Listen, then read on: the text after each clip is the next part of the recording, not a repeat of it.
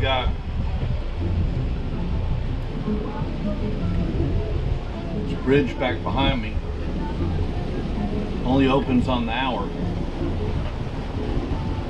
It'll be right here at 12:10. So we got 50 minutes to wait. I'm not turning. We got 50 minutes to wait. So I'm trying to hold station, but the silver lining is we got some good Latin music right here on the sandbar, people dancing. So at least we have entertainment.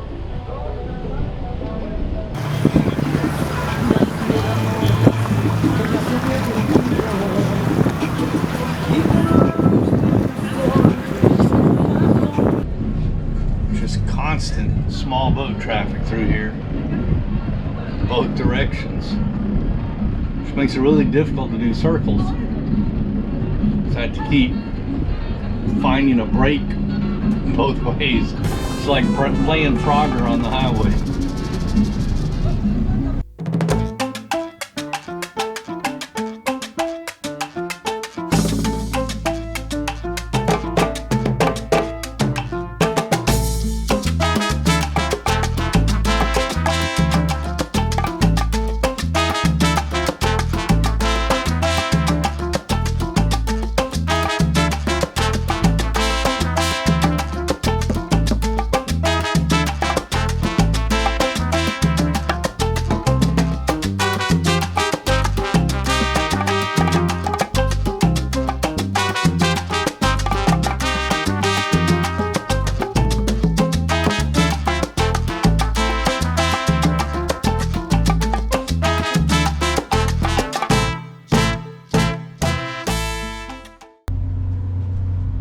Okay, so I've got to complain. Ron has us right off of a shipping lane. This is the second cargo ship that has gone by. And of course, I mean, this one's only going 10 knots, but it definitely wakes us. And I'm not talking about waking us up in the morning. I'm talking about us rocking the boat back and forth. Ron, no more anchoring in a shipping next to a shipping lane. Please.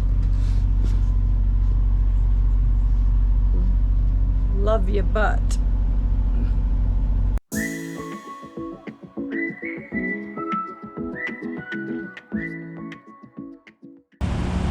We are approaching the infamous rock pile off Myrtle Beach, South Carolina on the ICW.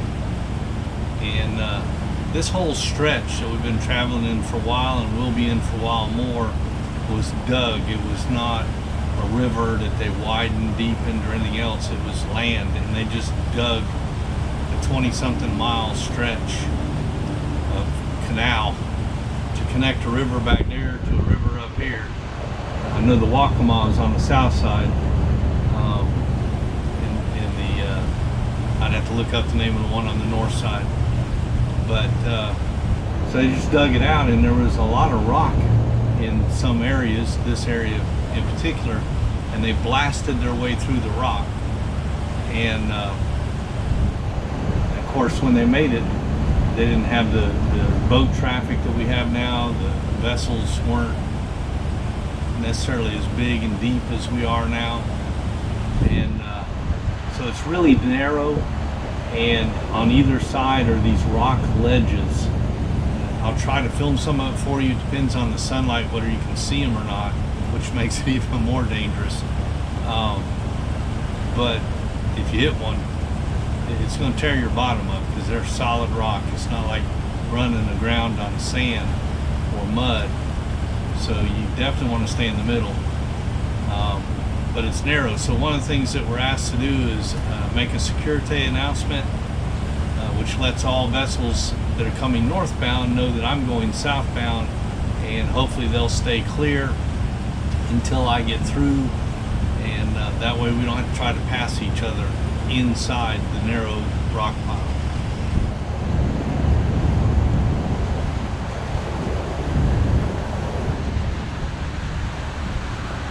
So I'm getting ready to do that now.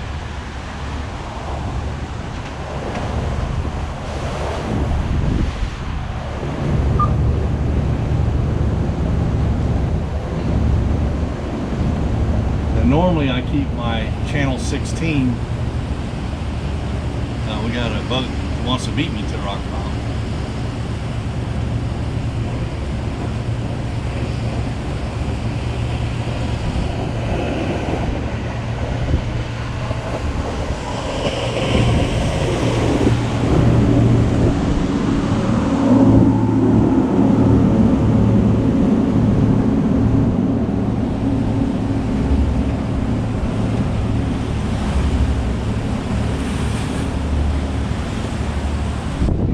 My channel 16 on 1 watt. That way when I communicate, my range is limited, so I don't step on people 20 miles away that don't care what I have to say. Only the people within basically my line of sight will hear me. But in this case, I want people, I think it's about 3 miles, so I want to make sure that they hear me, so I've upped it to 25 watts.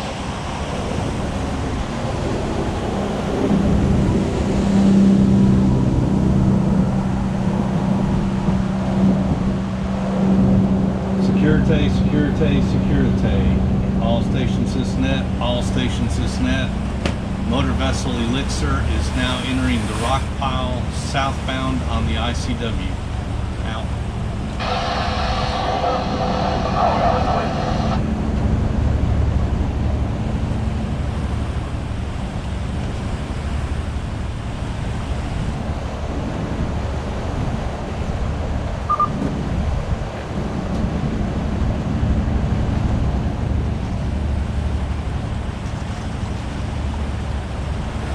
Generally, I like to drive sitting down. It's a lot more relaxing, but this is one of those places I stand up to try to increase my visibility.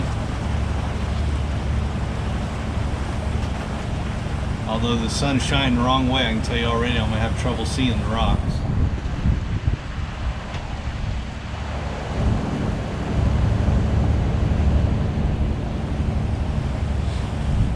You can see the rocks along the edges here. It's a pretty narrow place.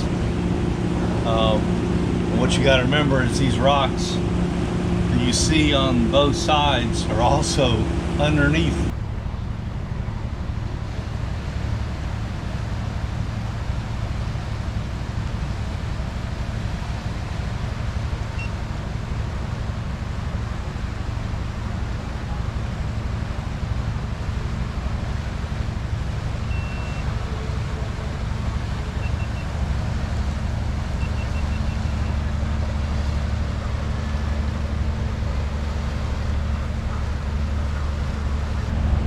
All right, so we made it through the rock pile and we didn't hit anything.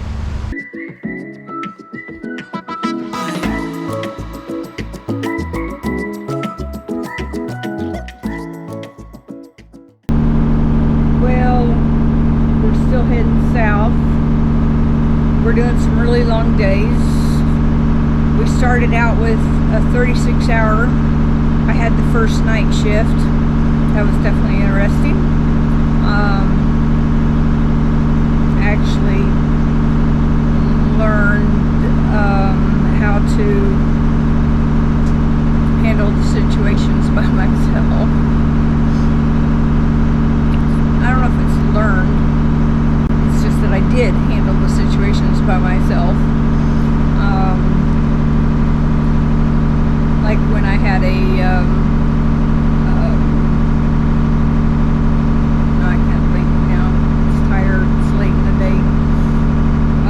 cruise ship heading straight towards me, or I guess I should say I was heading straight towards it, because we were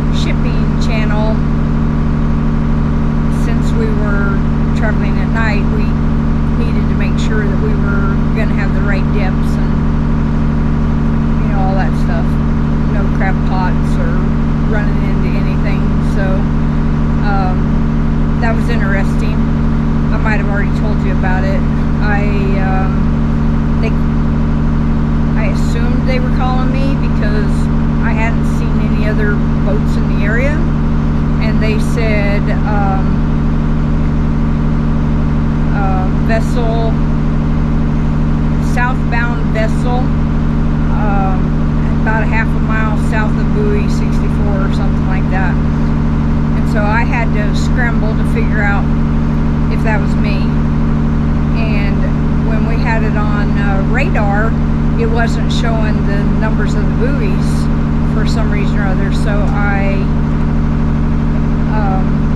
pulled it up on my cell phone and found out that I was about that area, and replied to him, and he said, can you move west and we'll pass port to port? And I said that I would, and we did. And it took me a little bit of time to reply to him, but he wasn't being pushy. He just waited till I replied.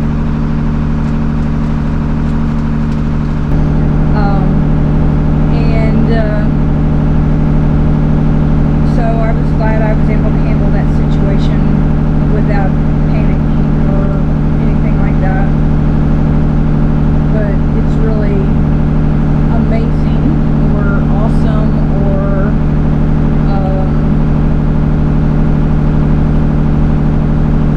let's see, awe, I guess, a feeling of awe of passing a big old huge cargo carrier in a narrow shipping channel at night when I was the only one to watch. So anyway, I felt good about being able to do that. Anyway, that's old history, so we skip all that. Anyway, we've been traveling. We did stop early a couple of days just because for one, I was needing a break, and Ron found a place where I could go to a sandbar and get in the water and walk on the sand and walk on the beach, and well, it was just a sandbar, and relax a little bit. And then the other time we stopped because of that's where there was an anchorage. But we've been doing a lot of 10 and 12-hour days. The noise, I'm sure you can hear it. It's quite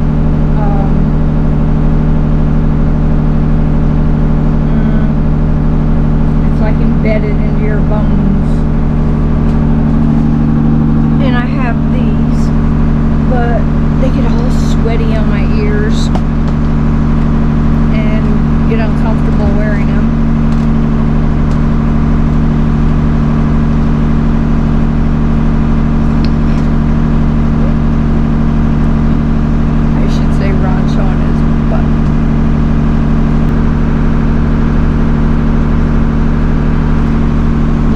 Nobody's at the helm right now.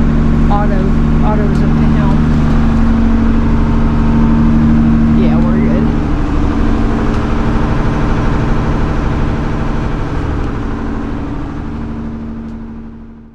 We're having trouble finding another anchorage short of where we were trying to get to. It's really bad area to anchor in, and there was one that's nice and wide open, be good anchorage if it weren't for the fact that the storms come with 25-mile-an-hour winds in it, and it's completely exposed. In fact, we couldn't see the anchorage, but we could see the ocean, so that'd leave us pretty exposed to those winds and maybe to the waves. So we passed on that one, and so far the rain's holding off. We have the entire boat buttoned down already. Everything's sealed up, so we're ready to run inside the second it starts to rain, and then anchor from there. But hopefully we can find an anchorage before that rain hits, so we're still looking. All right, we found another anchorage. It's not ideal, but we're out of options. We've got to get anchored. I can see the red marker where we turn to go into that anchorage, and I can also see the rain. So the question is, who's going to get to the red marker first, us or the rain? Only time will tell. All right, so the final results are in, and it was a tie, a dead heat. Marie got a little wet. She's drying off right now, and I got a few sprinkles on me. Not much, because I was up on the enclosed flybridge, and it's raining now. We just came in the cabin. I set the anchor light. Hurry. Thank you.